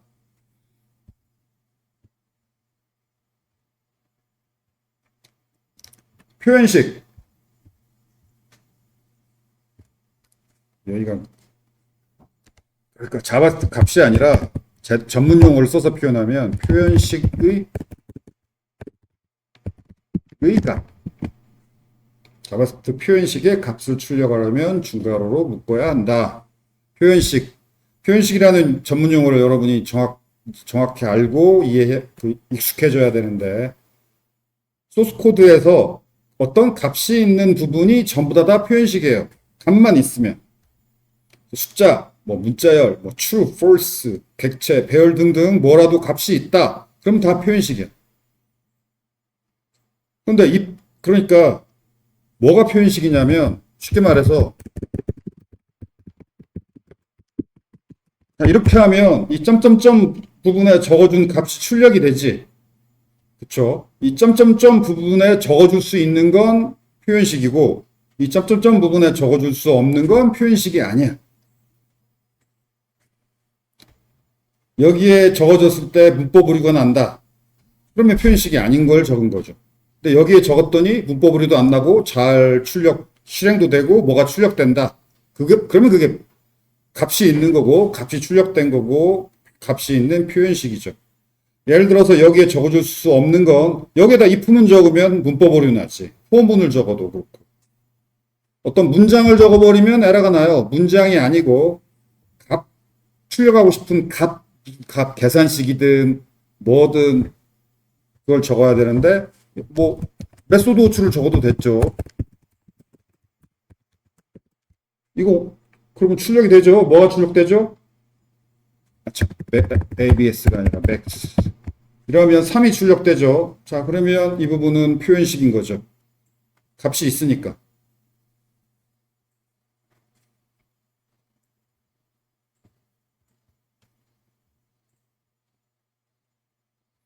자, 요약 읽어보기 바라고 연습 문제 구현해 보세요.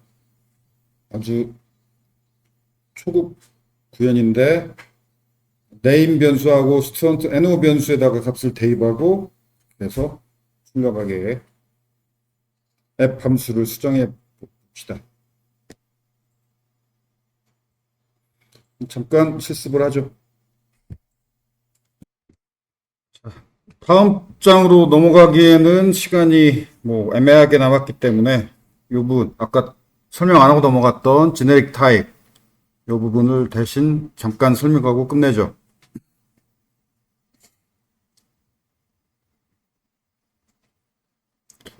여기 함수 이름 옆에 이런 게 붙으면 이게 제네릭 타입이라는 얘기고 그 말은 이런 타입 저런 타입 다 사용할 수 있다라는 뜻이고 이 타입 T 이게 파라메타예요.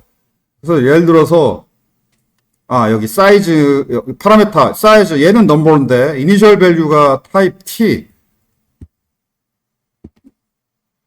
이 타입 T 부분이 이거여도 좋고 저거여도 좋다 그런 의미예요.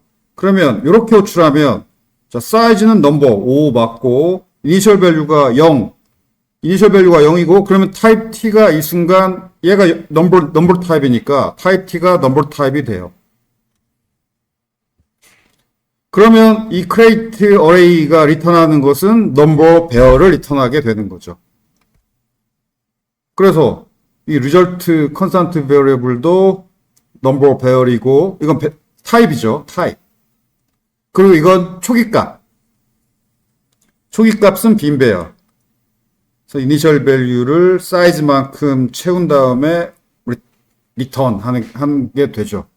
즉 이렇게 호출하면 이니셜 밸류가 0이 되고 이 변수의 타입 t가 넘버가 되니까 그 말은 이 타입 t 대신 넘버를 써준 것과 같게 돼요. 요거랑 요게 돼요. 요게. 그럼 뭐 이건 어려울 게 없는 코드죠. 이니셜 밸류가 넘버고 넘버 배열 리절트가 넘버 배열이고 이건 초기 값이고 이렇게 채워서 리턴한다. 자, 리턴 타입은 이거고. 그 다음에 이렇게 호출하면 자, 이건 스트링이죠. 그러면 이니셜 밸류가 스트링이니까 자, 여기 타입 t 부분이 노란색 타입 t 부분이 스트링이 된 것과 같아요. 이렇게 돼요. 자, 이렇게 타입을 선언하면서도 이런 타입 저런 타입에 대해서 다 돌아갈 수 있게. 그렇죠.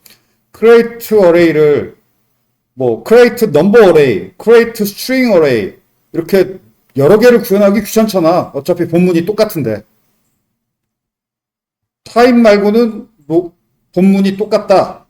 타입만 다르다. 그런 거 구현할 때 이렇게 generic 타입을 사용하고 자바도 그렇고 타입스크립트 그렇고 타입을 선언해야 되니까. 그래서 초급 수준에서는 이게 필요 없는데 사용만 하고 구현은 안 해도 돼요. 사용은 해야 돼. 예를 들어서 그 useState도 제네릭 함수예요. 그래서 가장 먼저 배울 리액트 훅인 useState가 바로 이런 건데 이렇게 이니셜 값을 적어주죠. 그러면 이게 사실은 이거야.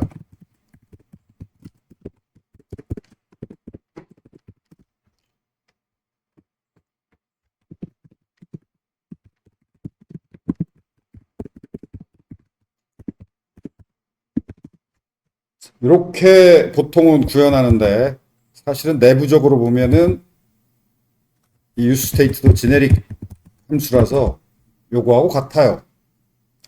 그래서 사람 취향에 따라 이렇게 제네릭 타입을 적어주기도 하고 안 적어주고 이렇게만 하기도 하고 근데 결과는 같아. 어차피 이니셜 밸류의 값이 넘버니까 이게 자동으로 이렇게 해석돼서 트랜스파일 되고 실행되고 해요.